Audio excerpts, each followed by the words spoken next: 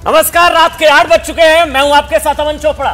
जी, निश्चित तौर पर अमन हमें ज्वाइन कर चुके हैं और अब हम देखेंगे एग्जिट पोल। लेकिन एक बड़ा एग्जिट पोल और है।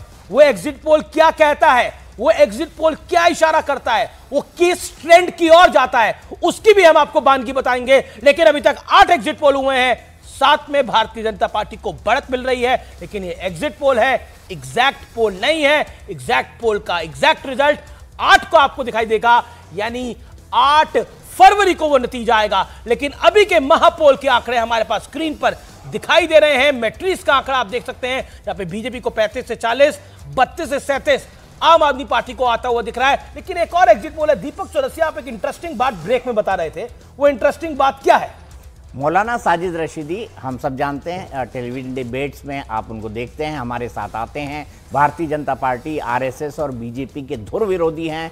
ऐसा कोई धुर विरोधी मतलब कट्टर विरोधी। अब आप बात मत खोलिए, मैं अमन चोपड़ा से जाने तो अमन चोपड़ा, साजिद रशीदी आपको लगता है अगर वोट करेंगे तो किसकी तरफ वोट करेंगे? क्या लगता है? साजिद रशीदी किसकी तरफ वोट करेंगे वो तो मेरे ख्याल से बताने की जरूरत ही नहीं है। किसकी तरफ? साजिद बीजेपी के पक्ष में कर सकते हैं क्या? नहीं, वो तो अभी हम आप खुलासा करेंगे मेरे ख्याल से। नहीं, आपको लगता है बीजेपी के पक्ष में? कभी नहीं कर सकते, बिल्कुल नहीं कर सकते। नहीं, सतीश के सिंह, आपको लगता है साजिद रशीदी बीजेपी के पक्ष में वोट कर सकते हैं?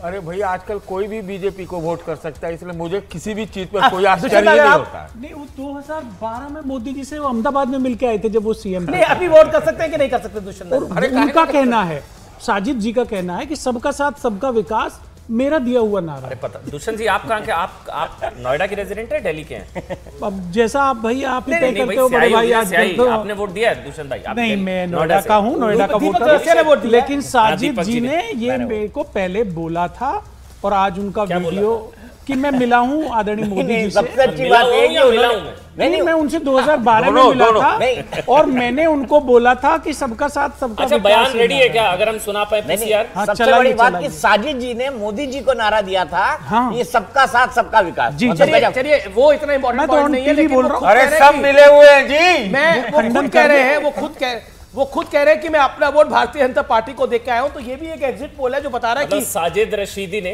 भारतीय जनता, जो अमीश बता रहे थे, ये शायद संभवतः सबसे बड़ा एग्जिट पोल यही होगा। लेकिन 8 में से 7 एग्जिट पोल, इसको समझिए 95% एग्जिट पोल के हिसाब से बीजेपी सरकार बना रही है। मतलब अब 8 में से अगर 7 एग्जिट पोल कह रहे हैं कि बीजेपी की सरकार बन रही है, कोई 38, कोई 35, कोई 36, कोई 40, कोई 42, तो 8 में से 7 मतलब अमीश 95% सरकार बीजेपी की एग्जिट पोल के हिसाब से जो है वो बन रही है। अच्छा, ये सारे आंकड़े हैं वो इस वक्त आपकी टीवी स्क्रीन पर जी, ये सारे आंकड़े हमारी स्क्रीन पर इस समय दिखाई दे रहे हैं।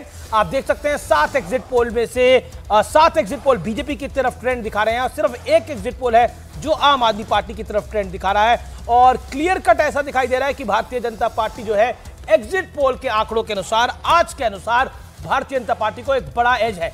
गौरव भाटिया हमारे साथ है, भारतीय जनता पार्टी के राष्ट्रीय प्रवक्ता।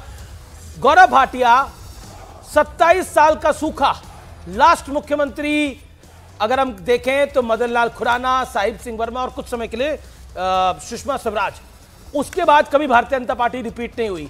क्या आपको लगता है it is a golden opportunity for Bharatiya Janata party, एक सुनहरा मौका है वापस आने का, या अभी भी आपको लगता है ये दूर का ढोल है?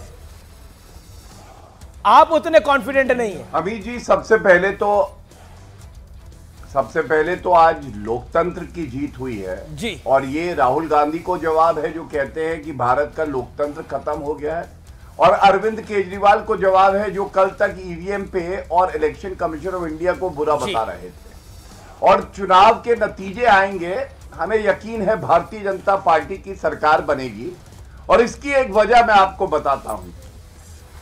दिल्ली की जनता भी ये मानती है कि मोदी जी की गारंटी ही वो गारंटी है जिस पे उसे विश्वास है। दूसरा, डबल इंजन की सरकार का लाभ क्या है अमित जी? लाभ ये है कि आप कोऑर्डिनेशन बेटर देखेंगे। आप भूल गए शायद, अरविंद केजरीवाल मुख्यमंत्री रहते और गणतंत्र दिवस की परेड से पहले तैयारी चल रही थी और धरने पे बैठे हुए थे, अपने वादों को पूरा नहीं किया। और अभी जो जानकारी आ रही है, और हंसिएगा मत, मैं बड़ी गंभीरता से बता रहा हूं, अरविंद केजरीवाल बता रहे हैं आपके कार्यकर्ताओं को कि सारी फाइलों को गायब कर दो, क्योंकि अरविंद केजरीवाल को भी खबर है कि भाजपा की सरकार आ रही है। शीश महल घोटाला, शराब घोटाला, बस का घोटाला। अच्छा, कांग्रेस ने कितना लाभ पहुंचाया? अगर ये एग्जिट पोल है तो कांग्रेस ने कितना लाभ पहुंचाया आपको लगता है कांग्रेस कितना बड़ा फायदा दे रही है आपको? गौरव भाटिया। अमीर जी देखिए, मैं आपको एक बात जरूर बताऊंगा।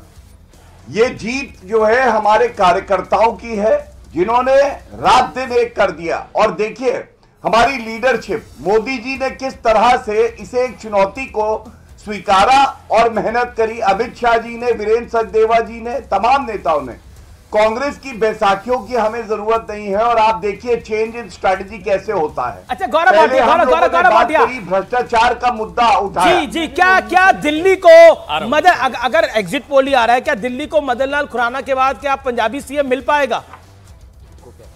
आपको लगता है ऐसा?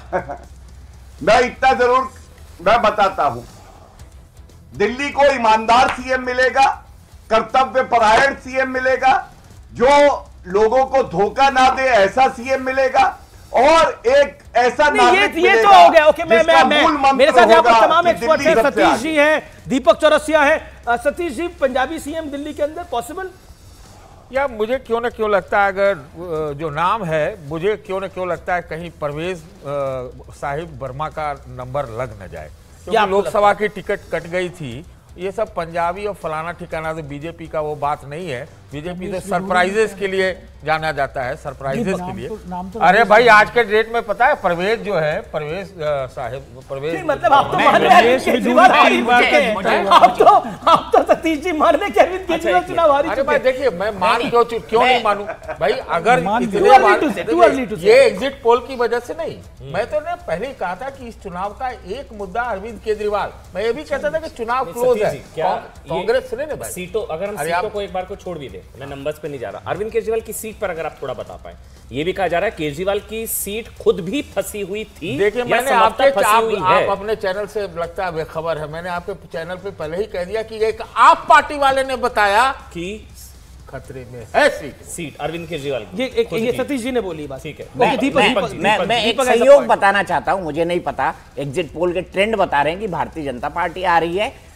मेरा आकलन क्या है? मेरा भी आकलन इसी दिशा में है, क्योंकि भारतीय जनता पार्टी ने 93 के बाद दिल्ली के लोगों ने क्लियर मैंडेट दिया है। 93 में बीजेपी को, 98, 2003, 2008 में शीला दीक्षित को, सिर्फ 2013 में एक क्रांति हुई जिसके चलते हंग असेंबली आई, 2015 और 20 में उसके बाद अरविंद वो भी एक प्रकार का क्लियर मैंडेट था। लेकिन सतीश जी, एक बात मैं कहना चाहता हूं कि ऐसा संयोग है 1998 के बाद से कि जो गोल मार्केट या नई दिल्ली की सीट जीतता है वही मुख्यमंत्री बनता है। 3 बार शीला दीक्षित, 3 बार अरविंद केजरीवाल। लेकिन क्या ऐसा होगा मुझे नहीं पता। दीपक देखिए, आपने तो भारतीय जनता पार्टी को बहुत अच्छे से कवर किया है पुराने समय से, और मैंने भी भारतीय जनता पार्टी को जितना समझा और कवर किया है उसके अनुसार पुरानी भारतीय जनता पार्टी और नई भारतीय जनता पार्टी के अंदर बहुत बड़ा एक अमूलचूल डिफरेंस है।